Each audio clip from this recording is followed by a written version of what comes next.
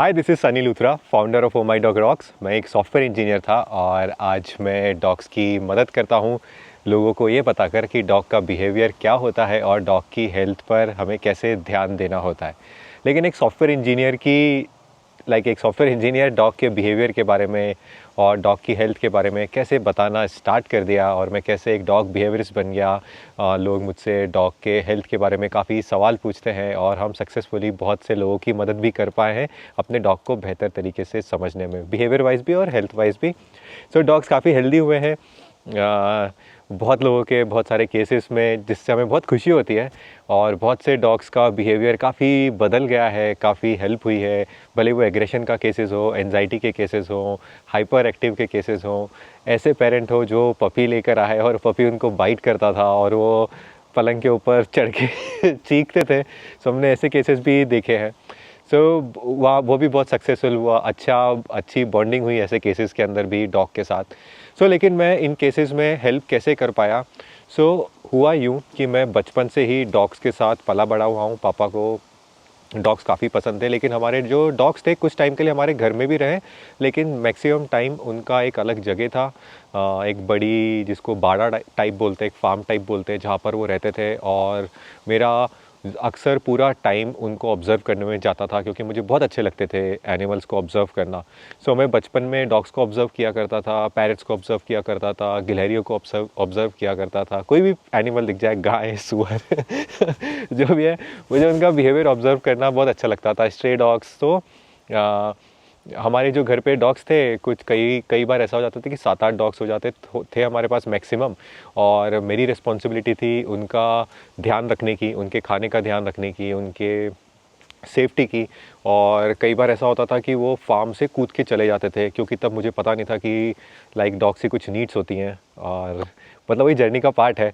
तब मैं सोचा करता था, यार इनको सब कुछ मिल रहा है, खाना मिल रहा है, सब मिल रहा है, ये फार्म से कूद के बाहर क्यों चले जाते हैं। तब ये चीज़ें समझ में नहीं आई थी, लेटर स्टेज में समझ में आई। तो जब डॉग बाहर चले जाते थे और तो मैं जाता था और किसी तरीके से मैं अपनी बॉडी लैंग्वेज इस्तेमाल करके मैं उनको वापस लेकर आता था। मतलब कोई लीश और ये सब नहीं होती थी, वो भाग जाते थे और मैं उनके पीछे भागता था।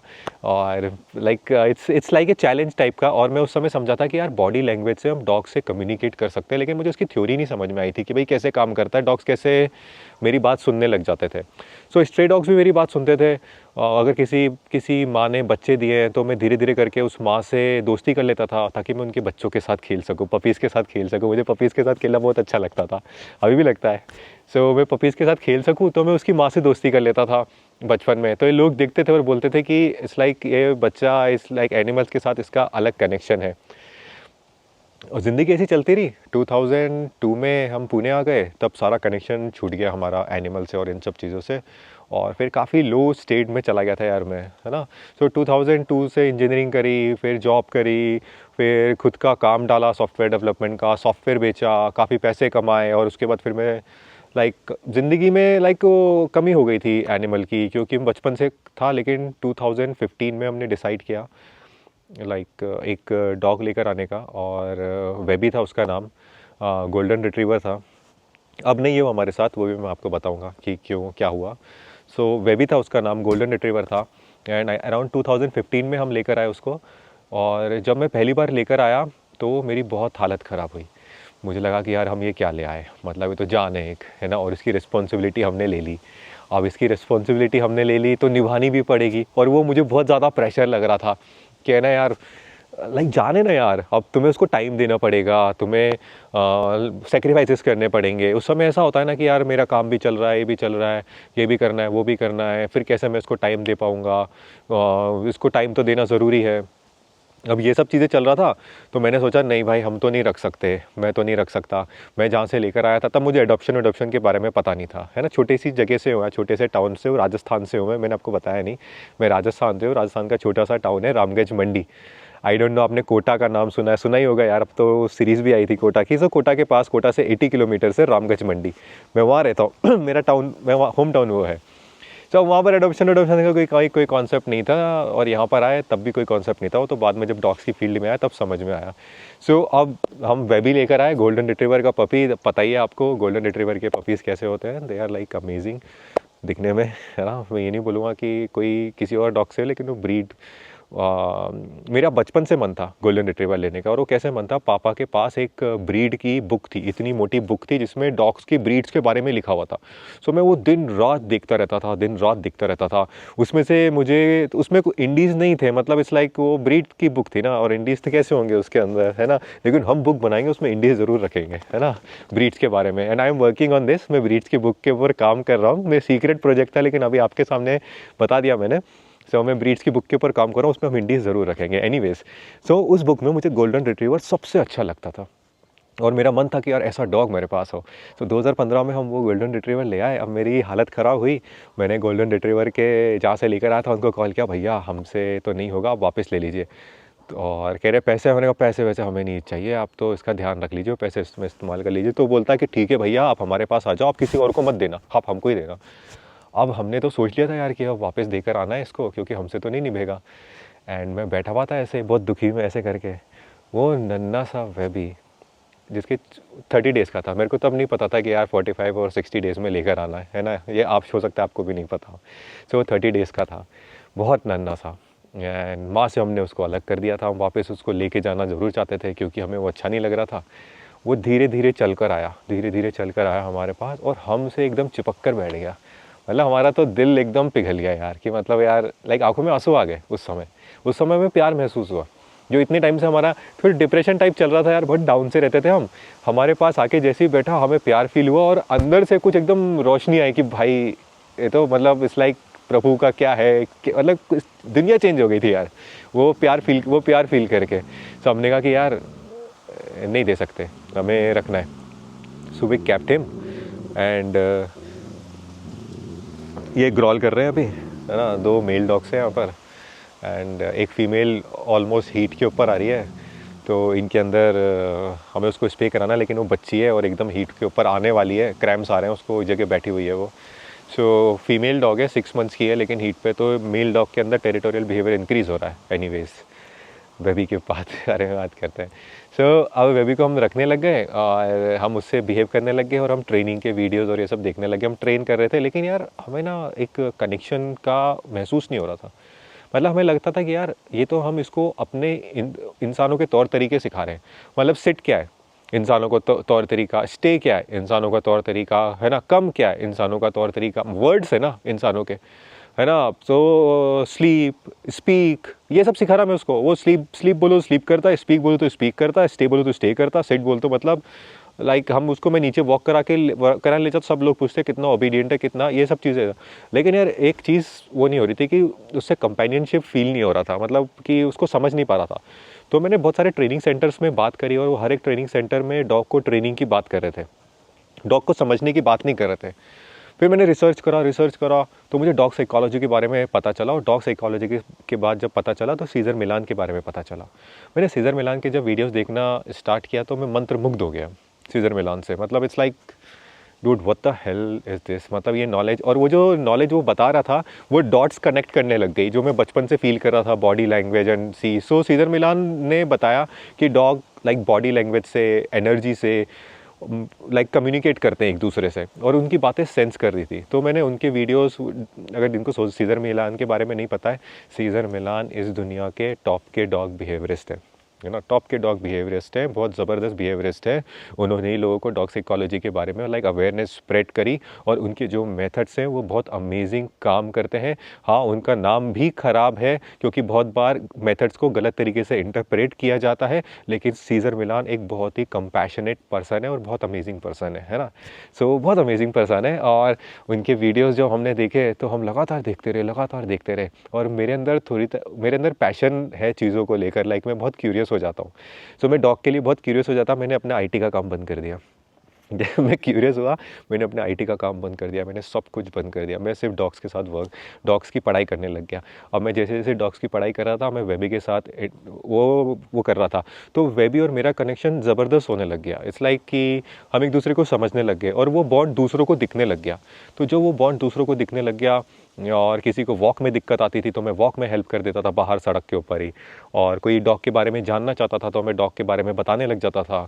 मैं लगातार अपने सर्कल में सिर्फ डॉग के बारे में बात करता था। लोग ऐसे हो गए थे यार, कुछ तो और बात कर ले, है ना। तो अब मैं उनसे बात नहीं कर पाता था और फिर मैं बाहर लोगों को ढूंढने लग गया, लाइक आपको डॉग के बारे में जानना है क्या, आपके डॉग के बारे में जानना है क्या। और मैं लोगों को बताने लग गया कि डॉग ऐसे होते हैं, डॉग ऐसे होते हैं। तो एक टाइम पर तो वो भी बोलेंगे ना यार दैट्स इनफ, हम जाते हैं घर पे।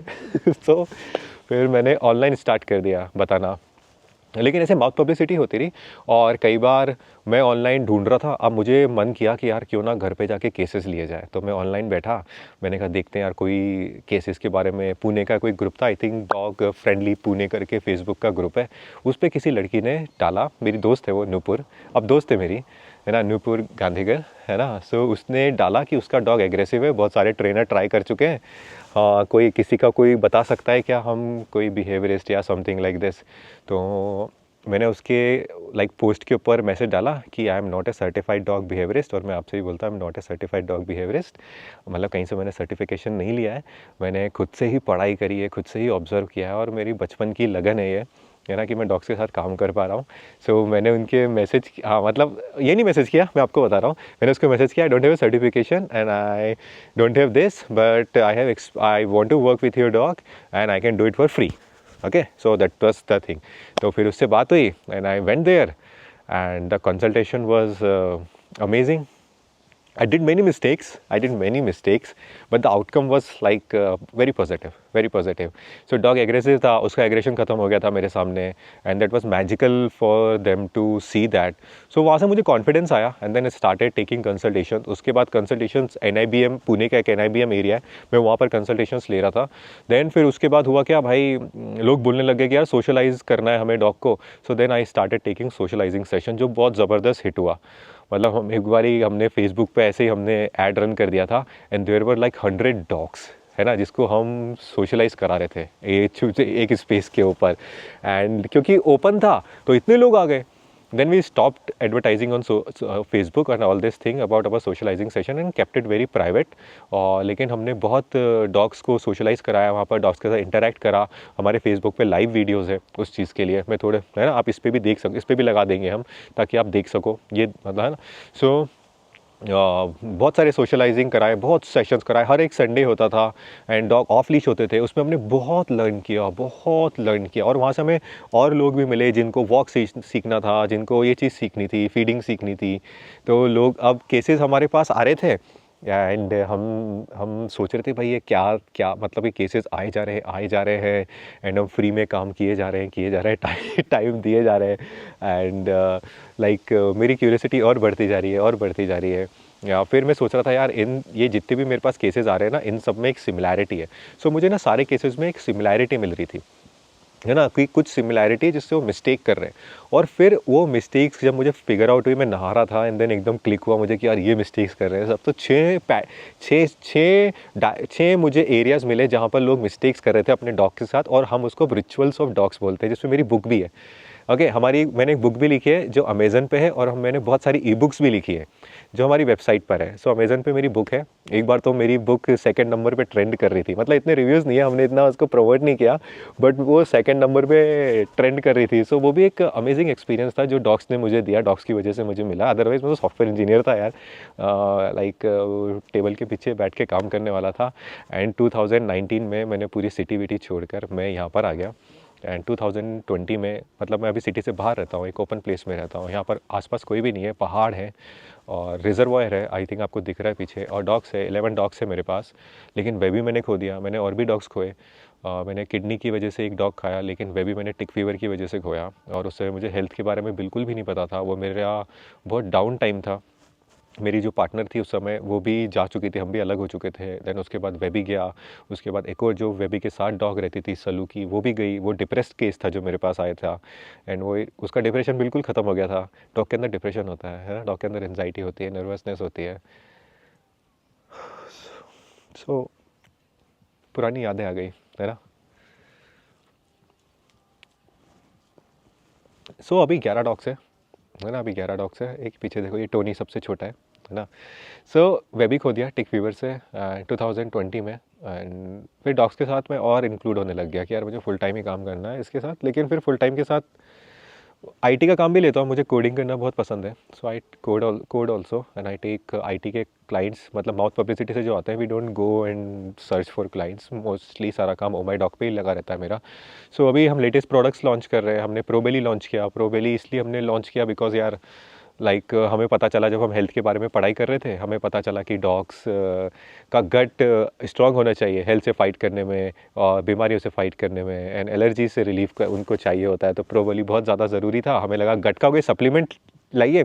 हमने एक न्यूट्रिशनिस्ट से बात किया एंड देन हमने प्रोबेली मार्केट में लेकर आया। प्रोबेली गट को बहुत ज़बरदस्त वो करता है। ऐसे हमारे और भी प्रोडक्ट्स, हमने एप्लीकेशन लॉन्च करी एवरीथिंग डॉग, है ना, उस पर हम लगातार वर्क कर रहे हैं एंड वो टूल्स प्रोवाइड करती है, एक कम्युनिटी एक सोशल मीडिया प्रोवाइड करती है। हमारा मकसद है कि हम यूटिलिटी वाला सोशल मीडिया, थोड़ा उसमें एजुकेशनल का पार्ट है ना डाल सकें, टूल्स डाल सकें जो डेली बेसिस में यूज़ हो सके डॉग पेरेंट्स के।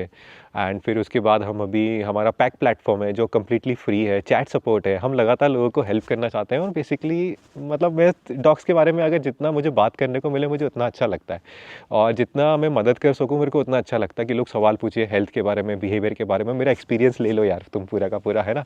सो but I want to make it like a professional also things also, और मैं प्रोफेशनल्स के लिए भी काम करना चाहता हूँ और उनको अपना एक्सपीरियंस देना चाहता हूँ, एंड टू एंड एक्सपीरियंस देना चाहता हूँ, जितना भी है, बिजनेस का भी है, ऑनलाइन का भी है, मार्केटिंग का भी है, डॉग्स का भी है, कंसल्टेशंस का, कॉल्स का, तो ये सब मैं खुद भी करना किया ही है और हम ये एक्सपीरियंस भी शेयर करना चाहते हैं। सो उसके लिए हमने जो डॉग बिहेवियरिस्ट हो रहे हैं, हम उनके लिए, जो डॉग बिहेवियरिस्ट बनना चाहते हैं उनके लिए हम सर्टिफिकेशन कोर्स लॉन्च कर रहे हैं। अब देखो मेरे पास तो सर्टिफिकेट है नहीं, लेकिन मैं सर्टिफिकेट ज़रूर देना चाहूँगा लोगों को कि यार ये सर्टिफाइड है और आप इसको एक तरीके से लोगों को घर पे जाके आप मदद कर सकते हो। आपको पूरी वैसी इन्फॉर्मेशन दूंगा, पूरा वो एग्ज़ाम दूंगा ताकि आपको सर्टिफिकेशन मिल सके। मतलब एक गोल होना चाहिए ना हमारे पास कि क्या है, अब मैं तो लगातार मैंने स्टार्ट कर दिया, लेकिन मैं हर जगह नहीं हो सकता, है ना, मैं हर घरों में नहीं जा सकता, लेकिन घरों में जाना ज़रूरी है, लोगों से बात करना ज़रूरी है। ऐसे बिहेवियरिस्ट चाहिए जो सोसाइटी में जा सके। मैं यहाँ बाहर रहता हूँ तो मैं अपना एक्सपीरियंस शेयर कर सकता हूँ, मैं पुणे में जाता हूँ, बट और भी सिटीज़ हैं, पुणे में भी मैं पूरा कवर तो नहीं कर पाऊँगा और मैं करना भी नहीं चाहता कि मैं पूरा वो करूँ, है ना, लेकिन मैं अपनी एक्सपर्टीज़ आप लोगों को देना चाहता हूँ जो प्रोफेशनल्स है। भले आप एक डॉग पेरेंट्स हो या फिर वॉकर हो या फिर आप वेट हो जो एक्सपीरियंस ले सकेगा, या फिर आप बोर्डिंग चलाते हो या ट्रेनर हो, है ना। मतलब इट्स लाइक आपको बिहेवियर के बारे में जितनी भी मेरी नॉलेज है, क्योंकि मैं अब यहाँ पर 2025 आ गया है, 2019 से मैं यहाँ पर डॉग्स के साथ हूँ और डॉग्स को ऑब्जर्व कर रहा हूँ। सो नॉलेज इंक्रीज़ हुई है एंड प्लस सीज़र मिलान का जो भी नॉलेज है मैं वो भी आपके साथ शेयर करना चाहता हूँ। सो ऑलमोस्ट 10 साल हो गए, है ना, काम करते करते इस चीज़ के ऊपर, एंड हम ग्रो हो रहे हैं और हम चाहते हैं कि हमारे साथ जो दूसरे एक्सपर्ट्स हैं वो भी ग्रो हो, एंड इसलिए हम डॉग सर्टिफिकेशन का हमने कोर्स लॉन्च किया, जो अभी वीडियो रिकॉर्ड करते समय अभी लॉन्च नहीं हुआ है, वो प्री लॉन्च में है। क्योंकि आज डेट आई थिंक 3 दिसंबर है एंड हम उसको 3 दिसंबर 2025 हाँ वो है, एंड हम इसको लॉन्च करेंगे जनवरी में। अभी हमने ऑफिशियली डेट डिसाइड नहीं करी है, बट हम जनवरी में इसको लॉन्च करने वाले। बहुत मज़ा आएगा। हम कम्युनिटी भी बना रहे हैं, लोगों को जितने भी डॉग के साथ काम करना चाहते हैं प्रोफेशनली, उनको मदद करेंगे, उनको अपना एक्सपीरियंस शेयर करेंगे। सो ये मेरी लाइफ है अभी राइट नाउ, और अगर आप और जानना चाहते हैं पैक प्लेटफॉर्म ज्वाइन कर लीजिए। इंस्टाग्राम पे, व्हाट्सएप पे जनरली हमारी टीम रहती है, मैं पैक प्लेटफॉर्म पे रहता हूँ। और अगर आपको प्रोफेशनली आगे बढ़ना है इसके अंदर, सर्टिफिकेशन कर लीजिए, वो उसकी एक अलग कम्युनिटी रहेगी प्रोफेशनल्स के लिए, उसमें हम थोड़ा डीप बातें करेंगे। ओके, डॉग पेरेंट्स के साथ इतनी डीप बातें नहीं होती है जो पैक पर है। प्रोफेशनल के साथ हम डीप बातें करना चाहते हैं, may be oven business, social cause and all this things. So it will be great. अगर आप प्रोफेशनल बनना चाहते हो, आप हमारा सर्टिफिकेशन ज्वाइन कर सकते हो। ओके, तो ये था मेरी कहानी and thank you so much. 19 minutes हो गए हैं, आपने इतना लंबा अगर देखा है तो और thank you. Okay, thank you so much, bye bye, have a great day.